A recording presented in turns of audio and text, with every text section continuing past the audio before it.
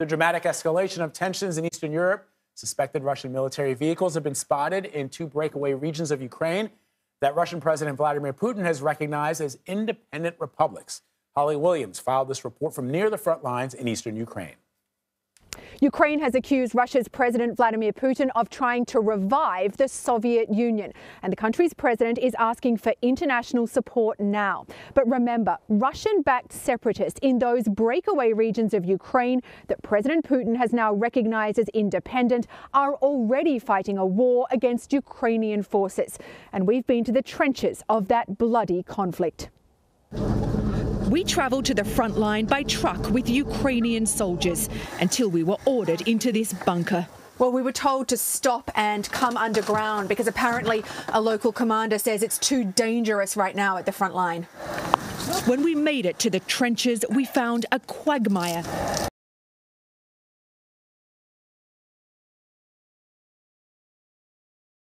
Down, the soldiers told us, but it won't stop it. Normally it's shelling, heavy shelling, 24 hours by 7. Private Valery Kashkarov told us he was a businessman before he signed up and a former exchange student in Dallas. Why then would Vladimir Putin invade? We don't know. We are on our own land, soldiers of this country protecting our country. I don't know what's in the head of Vladimir Putin. I apologize. Ukraine's been fighting a war against Russian-backed separatists since 2014. And now there's been a new eruption of violence. The separatists are in the breakaway regions of Ukraine that President Putin recognized yesterday as independent republics, drawing condemnation from the US and its allies.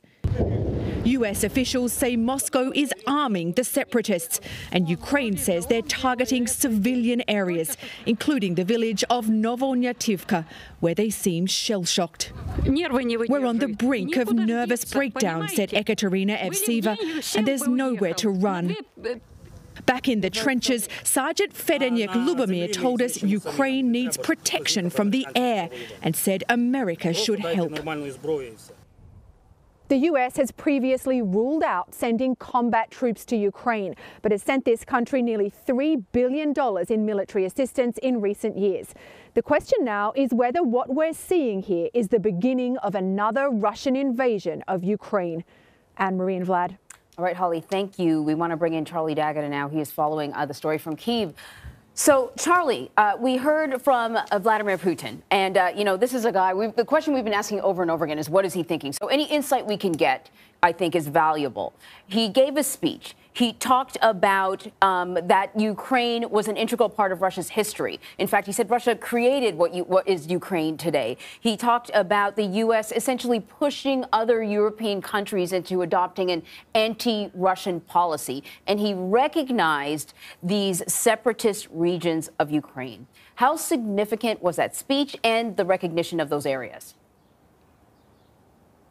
Yeah, Anne-Marie, the cards are on the table. First of all, essentially saying that Ukraine is not a state. It's a made-up country. Also, this, what might be an incursion, whatever you want to call it, in the east, is highly significant because he is accused what he called the puppet government here in Kiev of genocide.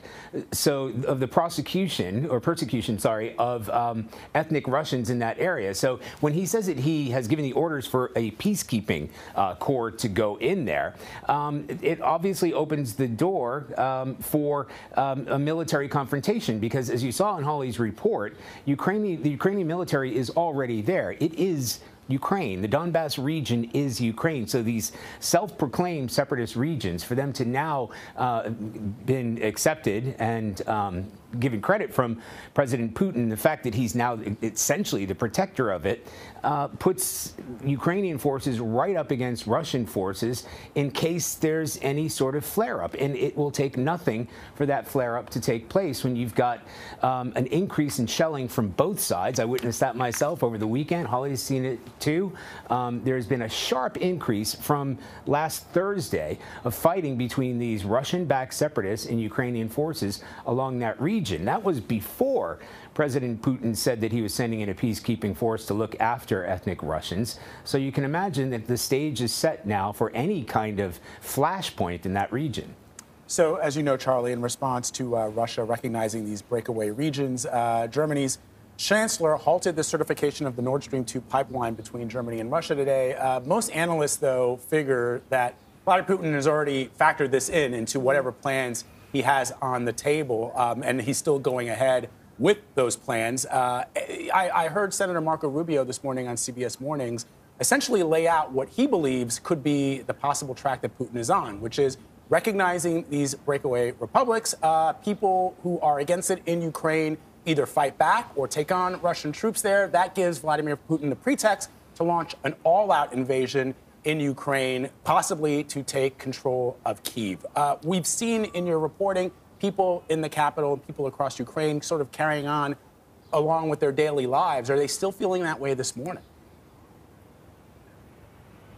Well, certainly after hearing President Putin's speech yesterday and the declaration of the recognition of these two separatist states, when you speak to people here in Kyiv, they say, we know there are already, when you speak to them, they say, look, Russia has already invaded. Russia invaded here back in 2014. These are Russian-backed separatists, but Russia is controlling what's going on in that region. So really, this just sort of signs it. Has it turned up the temperature here? Absolutely it has. For the same reasons that I just discussed, you now have this flashpoint.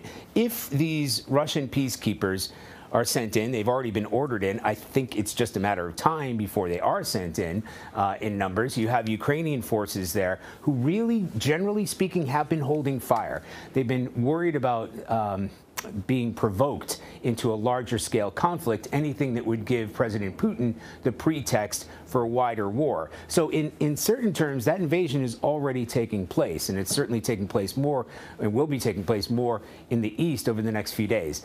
Whether that's going to inflame to a countrywide invasion, people here are just hoping that's just not going to happen. They realize that the fighting is happening in the east. They know that Ukrainian forces are holding their ground where they can. But there aren't too many people you speak to here in the capital that believe that President Putin is going to invade all of Ukraine, that they're going to knock over the capital, take over the government, etc. They're at least hoping that the fighting that is happening now remains isolated to the east for obvious reasons. I mean, if you're a family here, you don't want to be here and think that the very worst is going to happen. There's going to be airstrikes or cruise missiles falling around the capital. What are you going to do? Where are you going to hide? Where are you going to take your family? So I guess they're hoping that this is going to stay, regionalized in that area, which has already been in a state of war since 2014. Something like 15,000 people have died, including many civilians. Charlie Daggett for us in Ukraine. Charlie, thank you as always, my friend. Stay safe.